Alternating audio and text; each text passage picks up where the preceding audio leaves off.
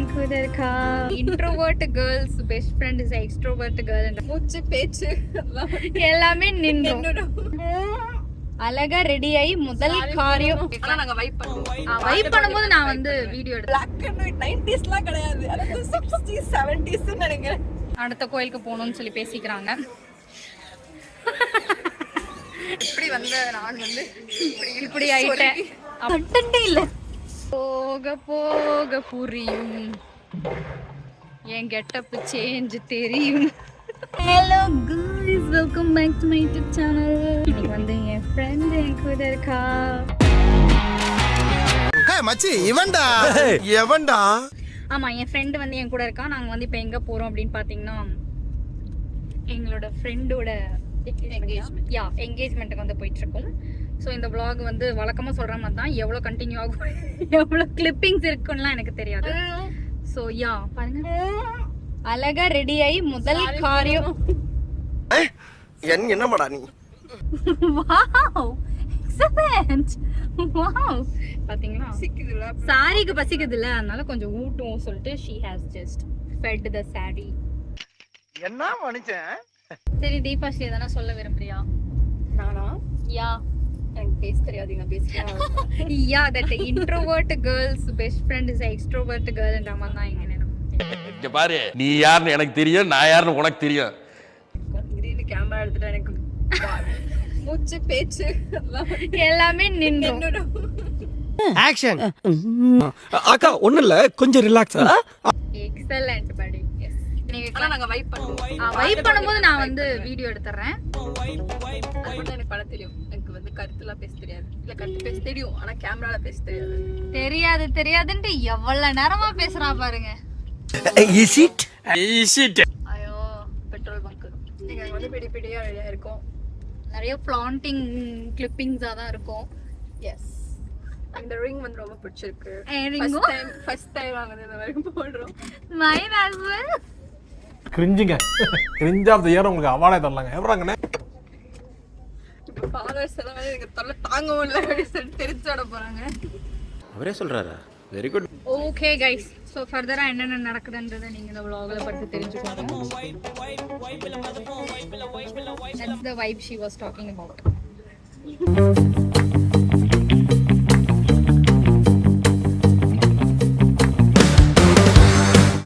நீ அந்த ஸ்கூல் பேர் சொல்ல தேவல. அப்புறம் என்ன பண்ணுவாங்க, டைனிங் ஹால்ல வந்துட்டு பழைய பாடல்கள் மட்டும் தான் போடுவாங்க. எந்த அளவுக்கு பழைய பாடல்கள்னா நெஞ்ச போட்டு அந்த மாதிரி ஸ்கூல் கதறல்கள் சொல்லிட்டு இருக்காங்க. அந்த மாதிரி கருத்துள்ள பாடல்கள் இந்த மாதிரி தான் போடுவாங்க.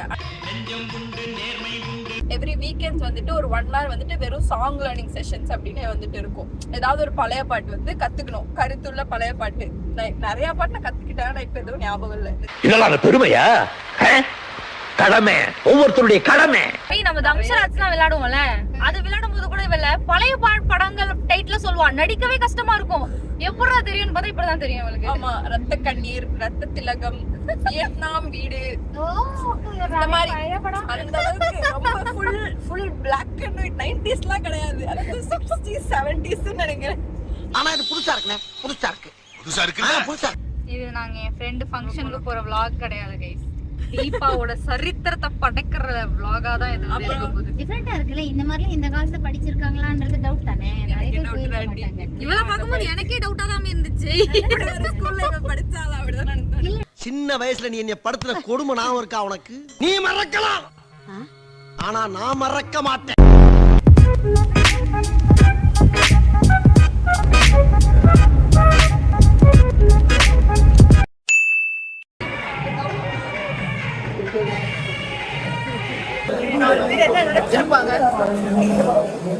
ஆட்டம் போட்டு வந்திருக்கேன்னு நினைச்சிருப்பாங்க.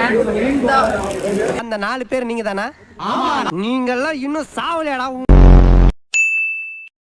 ஸோ கைஸ், அவங்க வந்து கடை பேரிட மறந்து போகுது. பிரசாந்தியா பிரகாஷ் சில்க்ஸ்க்கு வந்து ஷாப்பிங் வந்திருக்கோம். புடவை வாங்கப்பா, நீ வரியா?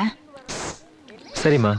கைஸ், ஸோ நாங்கள் வந்து எங்களோட ஃப்ரெண்டோட என்கேஜ்மெண்ட் போயிட்டு வந்துட்டு நாங்கள் வந்து ஷேரி ஷாப்பிங் வந்திருக்கோம்.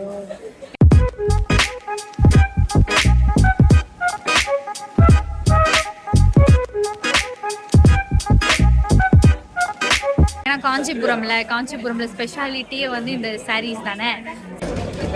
நல்லா இருக்கும்ல. ஸோ அதை ஷாப்பிங்லாம் முடிச்சுட்டு இப்போ பில்லிங்கில் இருக்கோம் என் தலைவி. பில்லிங் தானே? டேய் ரைட்ரா, இந்த வட்டம் கண்டிப்பா இந்த வச்சுடா. யா, ஸோ அவள் பில் முடிச்சுட்டு எங்கள் அம்மா அங்கே சாரீஸ் டெலிவரி எடுக்கிற இடத்துல இருக்காங்க. ஸோ நாங்கள் அங்கே போயிட்டு சாரீஸ்லாம் வாங்கிட்டு அதுக்கப்புறம் நாங்கள் வந்து என்ன பண்ணுவோன்றத master next rest guys. Successfully எங்களோட என்கேஜ்மெண்ட் vlog முடிஞ்சு